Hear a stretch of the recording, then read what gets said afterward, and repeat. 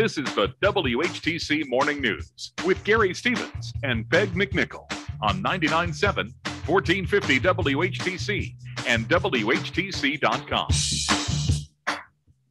Welcome back to the WHTC Morning News for this Tuesday, November 30th. Tuesday mornings, we have a chance to catch up with what's going on in Washington with one of the two men who represent the Lakeshore in the U.S. House. He is Representative Fred Upton of St. Joseph. He joins us via the Zoom connection this morning. Fred, good morning. Hopefully it looks like it's going to be a nice day where you are at. Well, it is, but I'm going back to Washington, so I'm going back to the chaos in the world. We got votes later on this afternoon, but I'm in St. Joe right now. Sun's up, not a lot of snow down here, so should be a very busy week, though. One sports question, then we'll move on to some of the serious stuff. Looks like the Tigers might be getting Javier Baez, 6-year contract, former Cubs shortstop. Well, that would be great. I thought you were going to talk about the news down here in Berrien. Of course, is Coach Kelly leaving, a surprise to everybody. Talk about a breaking news story down here. I represent just north of South Bend. But Baez, he's a great little ball player, I'll tell you. I've watched him for a lot of years. Was disappointed when he was let go, but Tigers can use him. We'll see if that does happen. Of course, Brian Kelly, the former GVSU coach, possibly heading to Louisiana State University. Going back to Washington, plenty of votes. One that you won't have to do is the Build Back Better plan, but one that you and other Congress people have to deal with is the fact that the government runs out of money on December the 3rd, and the debt limit, according to Treasury Secretary Janet Yellen, could be reached on December 15th. A couple of, to a certain extent, related stories. Well, we have a lot of big issues that are coming, including some this week. The Senate is mired in the defense debate. This is a bill that the House passed several months ago, so we don't know how long that'll take. And of course, that's big time news. Pay raises for our troops, lots of things. It's always been bipartisan. It's never been able to lapse from one calendar year to the next. So the Senate is mired in that. You're right. We got the debt ceiling that expires soon. There is a pathway to raise that. It's always usually a partisan vote. The party in power has to pass it. No one likes voting for it, but there's a way that they can get it done without any Republican support. I expected that to happen and not have a default. But the big looming question for us this week is, the fiscal year normally ends September 30th. Now, we passed a continuing resolution, what's called a CR, until December 3rd. So that's this Friday. Now, so far, we don't know exactly what that next CR is going to look like because, in the House, we passed all the House appropriation bills. Senate hasn't passed a single one. So as we go back to ninth grade civics, one House and then the other, and you negotiate the differences between the two. But if the Senate hasn't even passed one, guess what?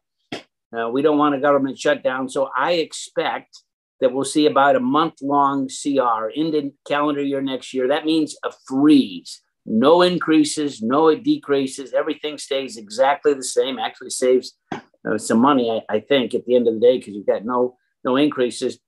Somehow that has to pass. They're looking to do that probably on Wednesday this week in the House to let the Senate have a couple of days to get it done. But I expect that to happen. And then as you talk about the Build Back Better plan, remember that's the big social spending extravaganza. It started at $3.5 trillion.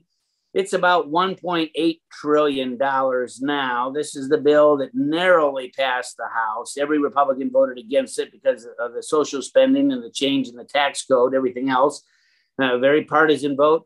We got two senators, two Democratic senators who have said, hold on a second. We're not for this. And I saw Senator Manchin from West Virginia said over the weekend, as he was home over Thanksgiving, as most of us were, he's hearing a lot about inflation, hearing a lot about, where are we going to come up with the money for this thing? And he's just, hold on a second. So that's got some real serious issues in terms of even getting votes in the Senate to even match up with what the House bill does, which could never pass the Senate. So a lot of stuff between now and Christmas. We got a notice on air about the U.S. Representative Debbie Dingell's Dearborn office was broken into and vandalized, with the window being broken and memorabilia inside smashed. Dingell told the Detroit Free Press she believed the incident at her office happened earlier yesterday, saying, quote, "I was just beginning to feel comfortable again," end quote. We talked the last time we chatted about some issues you had with some phone calls after the vote on the infrastructure plan. It doesn't look like that, let's just say, unpleasantness is abating anytime soon. Well, it's not. And I talked to Debbie Dingell last night. She gave me a call. She's pretty shook up. I mean, it's never a good time when you see violence against anyone, let alone a public official, whether it be a school official or certainly a state rep or a member of Congress or a governor. Yeah, her office was trashed yesterday. They threw a brick through the plate glass window. Now, they didn't steal anything. They just smashed everything. Of course, her husband, John Dingell, was the dean of the House for a lot of years, longest serving member ever, going back to practically before I was born. But they smashed and destroyed a lot of the stuff that he had from his decades of service. And she was not very happy about it. Of course, fears for her staff. You know, the threats that I received a couple of weeks ago, we closed our offices for a couple of days that week.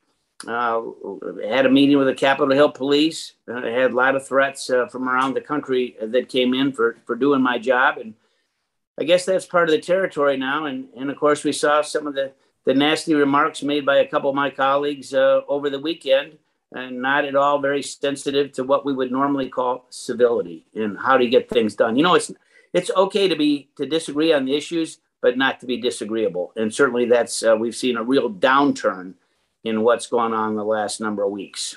The incident in Dearborn overshadowed a joint letter you and Representative Dingell sent to the White House asking for more COVID supplies to come to Michigan because of the surge in cases. Now with the Omicron variant probably in this country, if it isn't already, it is really going to be a case of who takes their claim at the White House first on this, I'm afraid. Well, we need more resources here. I personally talked to a number of our health providers yesterday, but of course was hearing from them over the weekend and late last week. Our hospitals are full.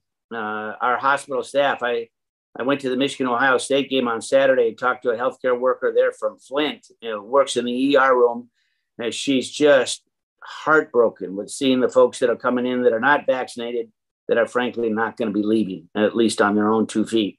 As I talk to the hospitals here, I mean, they're way short in terms of staff, nurses, from everything from nurses to those emergency physicians that are there. And of course, the statistics show that most of the people by far are ones that have not been vaccinated at all. They're filling up those hospitals. And we have to remind everyone that even if you were vaccinated, and I got my second booster last, I don't know when it was, sometime in the summer, I guess, I got my booster since then, too. So you're not really fully vaccinated if you've gone beyond 6 months from that shot, whether it be Pfizer or Moderna. He is Fred Upton, the congressman from St. Joseph. He joins us weekday on Tuesday mornings to talk about some of the things going on in Washington. Fred, as always, thank you very much for your time. Have a safe trip to Washington and back. And if all goes well, we'll talk again next week. Thank you, sir. Look forward to it. Thank you very much, Fred Upton on 99.7 and 1450 WHTC.